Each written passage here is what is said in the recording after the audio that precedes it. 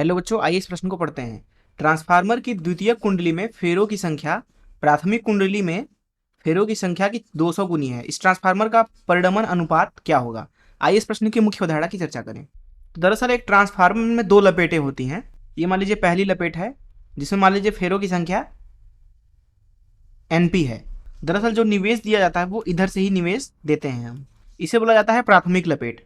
और इसी के बगल में एक और लपेट होता है, मान लीजिए इसमें लपेटों की संख्या NS है। तो दरअसल इधर से हमें मिलता है उत्पाद।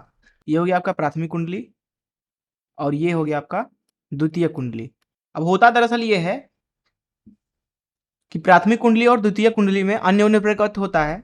ऐसी स्थिति में अगर हम यहाँ पे निवेश देते हैं, जिसे VP बोल देते हैं, तो यहाँ उत्पाद अपने आप मिलने लगता है प्रेरण की वजह से, जिसे मान लीजिए कि VS बोल देते हैं। अब दरअसल जो ये प्रेरित विभव है VS, वो दरअसल निर्भर करता है NS NP पे, अर्थात लपेटों की संख्या पे।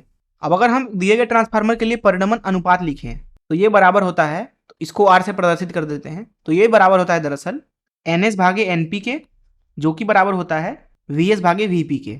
तो इस मुख्य अवधारणा का इस्तेमाल करके आइए इस प्रश्न को हल करें। यहाँ इस प्रश्न में बोला जा रहा है कि द्वितीय कुंडली में फेरों की संख्या प्राथमिक कुंडली में फेरों की संख्या की 200 गुनी है। अर्थात अगर हम प्राथमिक कुंडली में फेरों की संख्या को N ले लें तो दरअसल जो द्वितीय कुंडली है उसमें फेरों की संख्या 200 N के बराबर हो जाएगी। तो यहाँ पे परिणमन अनुपात जिसे R से प्रदर्शित कर देते हैं, उसका मान हो जाएगा NS बटे NP, जैसा कि मुख्य उदाहरण में देखा। 200 N भागे N, जो कि बराबर हो जाएगा 200 के बराबर। तो इस तरीके से इस प्रश्न का उत्तर 200 है। मैं आशा करता हूँ कि आपको इस प्रश्न का हल जरूर समझ में आया होगा। धन्यवाद।